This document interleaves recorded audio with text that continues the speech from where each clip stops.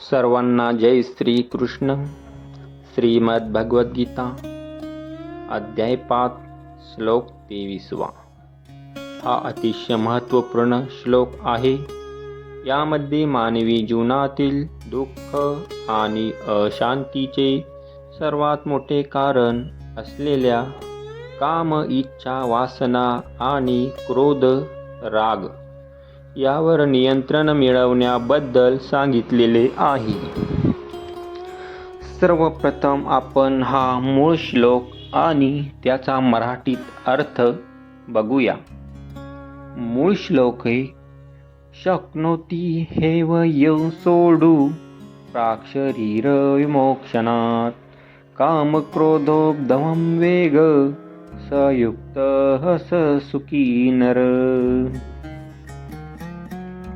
काम, क्रोध आणि मनावर ताबा कसा मिळवायचा हे या श्लोकातून आपल्याला सांगितलेलं आहे.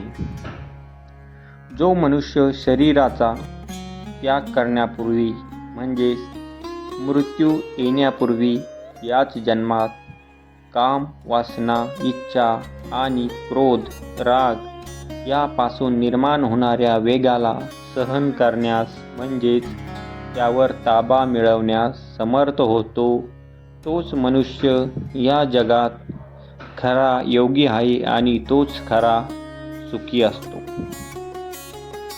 या श्लोकात भगवान श्रीकृष्णांनी मानवी मनाचे व्यवस्थापन माइंड मॅनेजमेंट करण्यासाठी एक अत्यंत मोलाचा सल्ला दिला आहे.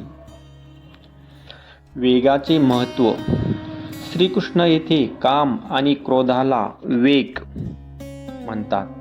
जसा पाण्याचा पूर किंवा जोराचा वारा येतो तसाच काम आणि क्रोधाचा वेग आपल्या मनात येतो. जर आपण त्या वेगाच्या वाहनात वाहून गेलो तर आपल्या हातून चुकीची कृत्ये घडतात. जो हा वेग मनात आल्यावर स्वतःला आवरू शकतो तोच खरा संयमी. 2 मिनिटाचा राग आणि मनाला आवर हे ज्याला जमलं तो जीवनात यशस्वी होतो.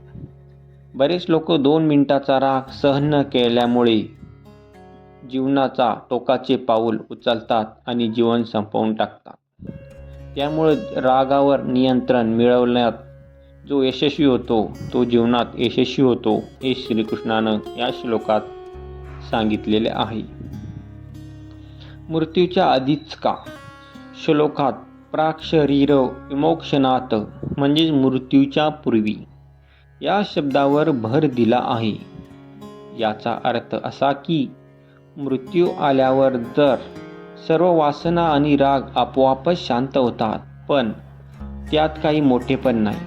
खरे कौतुक मोठेपण यात आहे की जिवंत असताना सर्व भोग समोर असताना देखील आपल्या मनावर ताबा असणे. खरे सुख कशात आहे. आपण सहसा विचार करतो की आपल्या सर्व इच्छा पूर्ण झाल्या की आपण सुखी होऊ, पण गीता सांगते की इच्छा आणि रागाच्या गुलामगिरीतून मुक्त होण्यातच खरे आणि शाश्वत सुख आहे.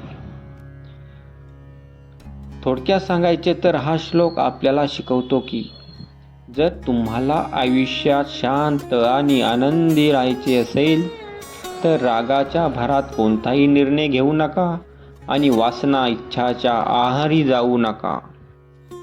जो मनाच्या या वादळांना शांत करू शकतो, जो रागावर नियंत्रण मिळवू शकतो, तो जगातला सर्वात सुखी माणूस आहे. बघा, आपल्या संस्कृतीतून श्रीकृष्णाने हजारो वर्षापूर्वी श्रीमद भगवद्गीतेत किती छानसं मनाला पटेल आणि मनाला असलेले नियंत्रण रागावर कसं करायचं आणि तो माणसाला कसं यशस्वीकडे वाटचाल घेऊन चालतो किती छानसं आपल्याला सांगितलेलं आहे. आणि काही लोक म्हणतात का गीता पोथी पुराणा वाचता जग कुठं चाललं, पण जग एका विनाशाकडे चाललं हे कुठं कळतं. याचं सर्व सोल्युशन या गीतेत सांगितलेलं आहे की अभ्यासा आणि या काळाबरोबर रागावर नियंत्रण ठेवण्यास सक्षम राहा आणि जीवनाला सुख समृद्धीकडे घेऊन चला. छानसे विचार सांगितलेले आहे ते आपण आत्मसात करूया. माहिती आवडली असेल तर चॅनलला सबस्क्राईब नक्की करा. जय श्रीकृष्ण.